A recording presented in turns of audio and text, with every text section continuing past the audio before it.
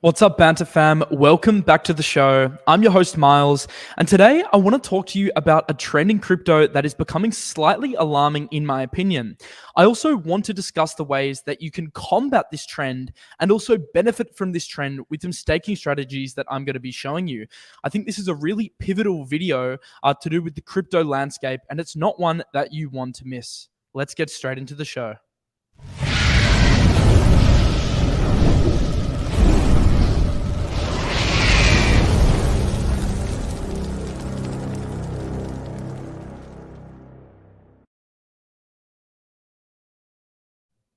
Before we get into the meat of the show, I want to discuss this because Elon Musk has just announced that he has officially purchased Twitter for $43 billion.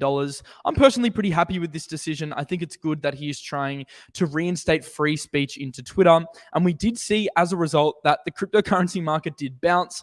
I'm not sure if it is directly correlated, but we did see a little bit of a bounce across the market here with some altcoins, Bitcoin, and especially Dogecoin, of course, because that's tied to Elon Musk seeing big gains over the last hour.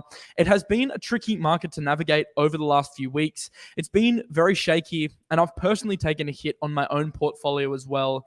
But I just wanted to say that I'm going to be here every single day to help guide you through these volatile times. I believe that now is the time to be doubling down. The times when the market's down, the times when the market is sideways is the actual time where you should be doubling down on your research, getting into the nitty-gritty, getting your hands dirty and learning. And I'm going to help you guide you through that process over the next few weeks or months or however long this market moves in a downways or sideways direction, because I'm here to help you guys out. And I'm live every single day at 6:30 p.m. EST to help you guys out in DeFi. But let's get into the meat of this video because I have a big topic that I want to discuss today. And I wanted to talk to you guys today about stablecoins. Now, in order to understand the narrative I'm about to reveal, we have to consider the importance of stablecoins in crypto and the crypto economy. So stablecoins basically act as the bridge in crypto. They act as the bridge between fiat currency and cryptocurrency, and then cryptocurrency back to fiat currency. The thing with stablecoins is that they are stable. So they follow the price of the real world dollar or dollars in other currencies. And this is very important because we need stable assets that aren't volatile in order to facilitate swaps. And stablecoins are basically what power the entire crypto economy here. They're an integral part of the crypto ecosystem, and they're necessary to facilitate DeFi and swaps. And obviously, when you have swaps in DeFi, you are going to need liquidity pools off the back of that in order to facilitate swaps. So stablecoins are one of the most integral parts of DeFi. But there's been a huge trend, a trend that I have found personally worrying, and a trend that is also creating opportunity. Now, what's happening with this trend is we are seeing the rise of a lot of algorithmic stablecoins. So not every stablecoin is made the same. Some stablecoins are collateralized and some stablecoins are algorithmic. Now, this is a very important distinction to understand before I can explain to you the dangers and the benefits of algorithmic stablecoins. So collateralized stablecoins are backed by real assets. So let's take a stablecoin like Tether, like USDC. They have real reserves underpinning the value of these stablecoins. So Tether and USDC, which is Circle, actually have real US dollars in their treasury, which are giving the Tether and the USDC coins backing. Now, on the other hand, we see algorithmic stablecoins. Now, algorithmic stablecoins could be, for example, Magic Internet Money or Terra USD. Now, these stablecoins are pegged to the value of other assets using smart contracts. So they don't have direct US dollars in their reserves. They have mechanisms using smart contracts which keep the peg one-to-one. So that's a very important distinction to make if you want to work out the dangers and the benefits between algorithmic stablecoins and centralized stablecoins. So we have seen here that the stablecoin economy has shifted quite drastically over the last couple months. We have USDT as still the clear winner at $83 billion market cap, but we also have USDC, UST now coming in at third place, which overtook DAI and BUSD.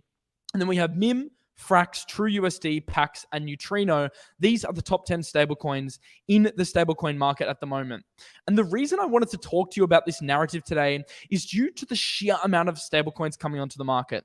So the amount of algorithmic stablecoins now being created is creating risks. I think it's got some very big dangers that I'm going to explain to you in this video that you need to watch out for, but it's also creating some great opportunities, in my opinion, to get involved and earn yield. And not only that, but also make a profit on some of the tokens that are affiliated with these stablecoins. So let's break down the positives, let's break down the negatives, and I'll show you exactly how to get involved. So let's go through what has been happening with these algorithmic stablecoins being created.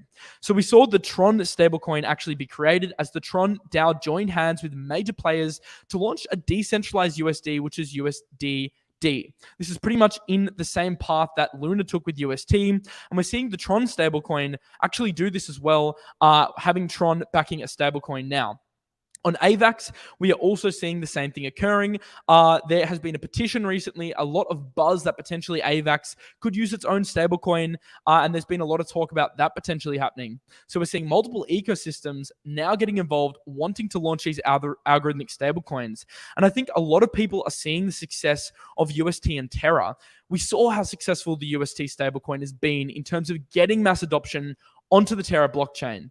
What actually happened was Terra essentially bootstrapped liquidity and new users via offering the 20% yield on Anchor Protocol. So the very high yield on UST, which is considered a fairly safe algorithmic stablecoin, actually meant that a lot of liquidity was drawn into the Terra ecosystem. So a lot of other protocols are now seeing the success of Terra and they're trying to emulate it. So we're seeing this happen across multiple ecosystems, one of which is Solana. If we look at Solana versus Terra now, we see that Solana has almost 10 stablecoins. It's got USDT, of course, USDC, and UST, but it's also got a bunch of other stablecoins that are now starting to pop up. And not every stablecoin is created equally. As I talked to you guys about before, algorithmic stablecoins do come with some risks that normal stablecoins don't come with. And when I say normal stablecoins, I'm more talking about collateralized stablecoins like USDT and USDC. But there is no bigger narrative in terms of a new stablecoin coming onto the market than Near Protocol. We did see a lot of hype for Near Protocol to launch its own stablecoin called USN. Now, ResDegen did some really good coverage on this, and he basically said you will have to lock up Near tokens in order to mint USN. So this reduces the supply of Near, which is quite bullish for Near in the long term, in my opinion. And there was a lot of speculation about whether Near Protocol would launch this new stablecoin, USN, with a 20% or a 30% APR, which would obviously attract a lot of liquidity. But we did see USN officially launch today after this speculation, and we saw that it did launch with a 10% yield. So Rootify covered this. In other words, the minimum USN Near staking yield will be 11%. So the USN stablecoin is now launched. It's an algorithmic stablecoin on the Near protocol, but it's only paying 11%. And we did see Near take around a -7% hit today because a lot of people were expecting that 20% plus yield for Near to bootstrap liquidity. But there isn't all hope lost yet for the Near ecosystem because Decentral Bank just tweeted that the yield will be around 20% initially on the lending side. So if you lend your assets to this bank, your USN assets, of course, on the Near protocol ecosystem, you can earn around 20% APY. Now, this isn't apples to apples with UST. You're not going to be earning that 20% directly on depositing USN like you would on Anchor, but on the lend side, you will be able to earn around 20%. So there's no fixed APY. So it is going to be a variable APY from this decentral bank. So it's not quite as bullish as we did think it would be for Near protocol. And obviously, as a result, the Near price did take a slight hit. But I'm still very bullish on Near long term. I mean, it does have a lot of backing. So my hopes and dreams for Near didn't all ride on this stablecoin. Unfortunately, though, it's kind of a buy the rumor, sell the news event, as it often is in crypto. And a lot of people did sell their Near as a result. But the price has held up okay. And 20% is still a great yield on the lend side, even though it's not a fixed APY like a lot of people were hoping. But there's two very important threads which did an amazing job of breaking down the risks and the benefits of algorithmic stablecoins and really set the scene for what is happening and what is developing in crypto. I honestly think over the last 2 weeks, the algorithmic stablecoin trend has been the biggest trend in crypto. We've seen multiple stablecoins starting to pop up, as I just showed you, but this creates risk and it creates opportunities. These threads do a great job of outlining both of those. So the first thread that I think has some very good alpha is Drake on Digital's thread. He does some great content, so make sure to check his content out. He said, what's the difference between these two charts? Well, it has nothing to do with the way the stablecoin maintains peg. It is to do with the pros and the cons of algo stables, and it's to do with the pros and cons versus algo and collateralized stables. So as I just talked to you about, algo stables use smart contracts in order to keep the peg one-to-one. Now, they're the most capital efficient. They're very, very capital efficient because you don't need a large amount of real fiat currency underpinning the peg. However, the risk is that you do run the risk of a bank run. So what we did see with the UST is that for every $1 of UST minted, $1 of the Seigniorage token, or Luna in other words, is burnt. So Seigniorage tokens are what underpin a lot of these stablecoin ecosystems. So you'll have the main stablecoin like UST, and then you'll have the token which operates on the back of that and has a supply and a burn mechanism like Luna. So we saw a really rapid growth in UST because of this mechanism, right? And we saw the Luna price skyrocket as a result. Now, over collateralization with these assets gets rid of the risk of a bank run scenario. So if you need to mint $1 worth of DAI, for example, on KeyDAO, you would need to put up $1.3 worth of ETH. So having over collateralization, meaning more assets underpinning the stablecoin that's being minted, is a good thing in general, but the growth is a lot slower. So UST was actually able to grow really, really quickly because it didn't have over collateralization, and it's an algo stable. Collateralized stables, however, grow a lot slower, but they are considered a little bit safer than UST, right? And then you've got fractionalized stablecoins as well, which take the middle ground, and that's something like Frax, where if you want to mint $1 worth of Frax, you need to deposit 86 cents worth of collateral and 0.13 worth of FXS, the Seigniorage token. So it's not over collateralized, but it is fractionalized. So Drake does a good job of labeling these three scenarios with fractionalization, with collateralization, and with algorithmic stablecoins. Bear with me, guys, because this is very important stuff. So there are many different types of ways these stablecoins happen, but here is the worst case scenario. And this is why with a lot of these algorithmic stablecoins, we could see a bank run. Because what can happen is there can be a bank run, meaning a lot of people cash out of a particular stablecoin, which can cause a stablecoin to lose peg. So let's say for UST, for example, there is a massive short event where a lot of people decide to short UST and a lot of people withdraw their UST from farms, then we could see a scenario where that token did lose peg. Now, I'm not trying to FUD UST because they've got a lot of mechanisms, for example, the Bitcoin Monetary Reserve and obviously the Anchor Protocol collateralization to avoid scenarios like this, but it is something very important to note. So the worst case scenario for algorithmic stablecoins is obviously a bank run, right? And that could affect multiple coins underneath the ecosystem, which could be a potential negative, right? So the key takeaway from this thread, and a very important lesson that I think you guys should take away here, is that to have sustainability of an algo stablecoin, it must have value creating use cases. Now we're seeing a lot of stablecoins pop up at the moment. So you have to ask yourself, when there's a new stablecoin minted, does it have a real use case like UST does? And if it doesn't, then potentially it could be subject to something like a bank run in the long run. Patrick did another very, very good thread on this as well. And trust me, guys, after this, I'm going to be showing you a great play to get involved with stablecoins. So just bear with me here because this is important stuff. The rise of algorithmic stablecoins is one of the biggest crypto stories this year. And Patrick goes on to talk about how algo stablecoins fit into the mix. So as I said before, algo stablecoins work via having a Seigniorage token that is supplied and burnt in order to maintain the peg, which is very, very important.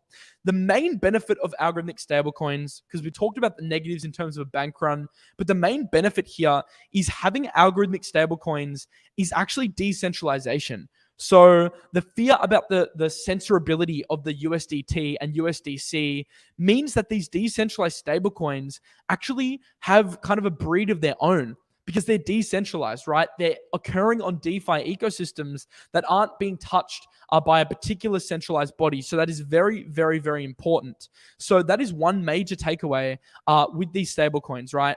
And the other major benefit of algorithmic stablecoins is that having a great variety of stablecoins to choose from has the benefit of increasing liquidity and DeFi options on chain. So, for example, if Near Protocol has a stablecoin, right, USN just launching, think about the amount of DeFi opportunities that now creates, from borrowing and lending to collateralization to liquidity pools using USN and Near, and not to mention the bootstrapping it does in terms of getting new liquidity onto the protocol. Having algorithmic stablecoins is very important for DeFi, but it does come at its risk. So I do think it's important because there's more DeFi opportunities, and there's also less risk to do with a singular stablecoin. So when we have a singular stablecoin in an ecosystem, that's obviously negative, because if something happens to that stablecoin, well, there's going to be massive ramifications across crypto. However, if we have multiple decentralized stablecoin options, that means there's less risk tied to a particular stablecoin. So now into the alpha and the juice of this video. What can you do to benefit from the rise of these algorithmic stablecoins? I have a few really, really good options here. The first option is the 4 pool. Now, I'm not going to go too much in depth because I did this last week, and there is a thread on my Twitter about the 4 pool, but a big winner is going to be Frax Finance, because Frax Finance is going to be a component of this new pool on Curve Finance. It currently has a market cap of 2.7 billion. However, Do Kwon said that he wanted the 4 pool to have a market cap of 6 billion, meaning that many Frax, actually 50% of Frax, would need to be created or minted into existence in order to weight evenly with the other assets in this pool. Remember that to swap cross assets, cross stablecoins, you need liquidity pools to facilitate DeFi swaps. And Curve obviously does a great job of this because they have the deepest liquidity in crypto. So with a large amount of Frax going to be minted, this is very good for the token FXS, because obviously you need FXS is burnt because it needs to be minted. When Frax is minted, FXS is burnt, similar to UST and Luna, right? So the FXS supply is actually going to reduce, which means the FXS supply will increase with more Frax being created. So the Frax narrative right now is one of the best ways to play the algorithmic stablecoin narrative, and you can do so by gaining exposure to FXS. So that is one play that you can make in order to gain exposure to the algorithmic stablecoin narrative. The second play that I would do to take advantage is getting involved in some of these liquidity pools. We saw this new liquidity pool here with USDB and DAI launched on Beats, which is paying a 33% APR, which is quite a high APR, right? And that is a very decent yield to be able to earn yield on stablecoins. So we're seeing multiple yield opportunities come out through these algorithmic stablecoins. But I wanted to make it easy for you guys to get involved, because investing in stablecoin pools, it's kind of hard to manage, right? Because the APRs fluctuate so much. One day, an APR on a pool like this might be 32%. The next day, it might crash to 20%. And it's very hard to stay on top of in DeFi, and it takes a lot of time. So I've created my own stablecoin pool, which you'll gain exposure to a variety of stablecoin assets, kind of like a stablecoin ETF, that you guys can actually copy farm. So I've created this in partnership with Donkey Finance. There's a link in the description. If you want to get involved with my personal stablecoin staking strategy, you can do so on Donkey Finance. It's very simple. You just deposit BUSD, which is a collateralized stablecoin on Binance. And if you deposit BUSD, you can start earning yield on your stablecoins, and you can follow this strategy that I've outlined here. So the major benefit to doing this is, obviously, I'm going to be managing the trades with my research team, right? So we're going to find the best opportunities for you automatically, instead of you having to kind of search and crawl for them yourself. The other major benefit is that it all auto compounds. So this Planet Finance strategy, for example, is quite complicated, but going through our farm, we automatically compound it by borrowing UST, swapping it for USDC, swapping it for UST, staking it, and looping it. So we're going to automatically compound and take care of that strategy ourselves, which obviously it's a benefit if you're in this pool, because we're taking care of all the work for you, and you can see your profit loss here in the corner here. So just to summarize, this strategy is paying a 27% APR, which is quite high. The negatives on the downsides, because I have to be honest about the risks with you guys, of course, is that you do have exposure to DAI and MAI, which are algo stablecoins, which obviously aren't as safe as, a more prominent stablecoin like UST and USDC, but we're regularly changing this based on the opportunities that come onto the market. Remember, smart contract risk is out of my control. So if you invest in this donkey farm and there's a hacker and exploit to one of these pools here, that's out of my control. I obviously don't have control over the security, but what I will say is that Donkey Finance do a very good job of keeping your assets secure through their Fireblocks infrastructure. So get involved in this pool, link in the description if you want to farm stablecoins. And remember, all of this is being facilitated by Planet Finance. So Planet Finance is a great protocol, and they're also one of our official show sponsors. It's a great protocol to borrow and lend on the BSC chain, and they are basically powering the UST looping strategy that we're doing here.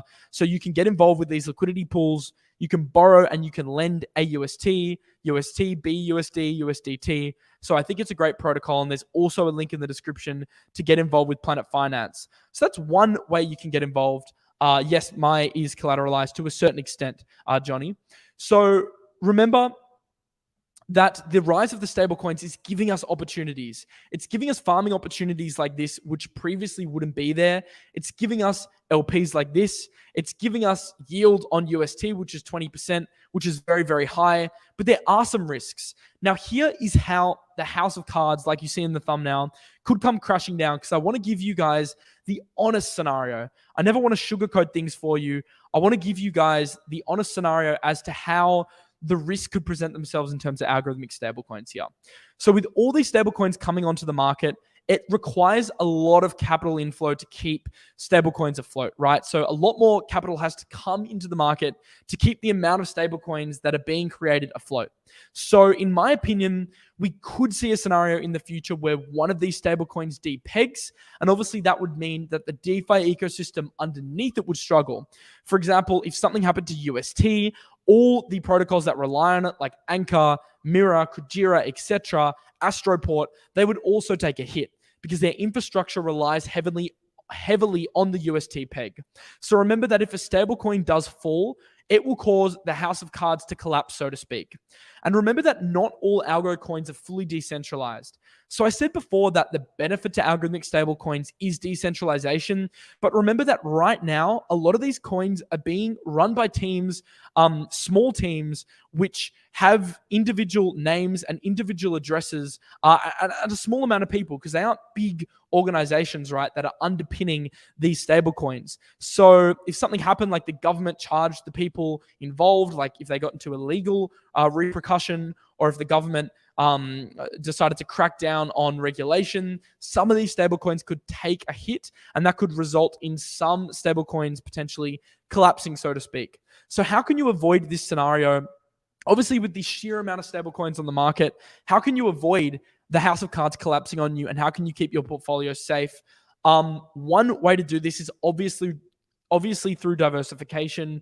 So you don't want to have your entire bag in one stablecoin. So you shouldn't have all your stable holdings in any of the stablecoins on this list here. You should spread it across 3, 4, 5, maybe more stablecoins. To be honest, I think 3 is fine. Like Tether, USDC, and UST aren't going anywhere. So those would be good options. BUSD is very safe as well, in my opinion. DAI, Magic Internet Money has, been through a lot of controversy and still came out ahead. And obviously, I do like Frax a lot. I love their mechanism. So I think all these kind of top 7 are pretty good. Obviously not financial advice. This video is for entertainment purposes only, but these could be considered safe compared to other stablecoins on the market. So make sure you diversify, and also make sure you don't ape into any new stablecoins straight away. So you're going to see a scenario where stablecoins are going to come onto the market. There might be a juicy new stablecoin launching by a project you've never heard of, paying 50% yield, but don't ape in straight away, guys. Make sure you do your research, understand the mechanisms that are underpinning these stablecoins, understand what their purpose is. As Drake said, every stablecoin has to derive value from somewhere.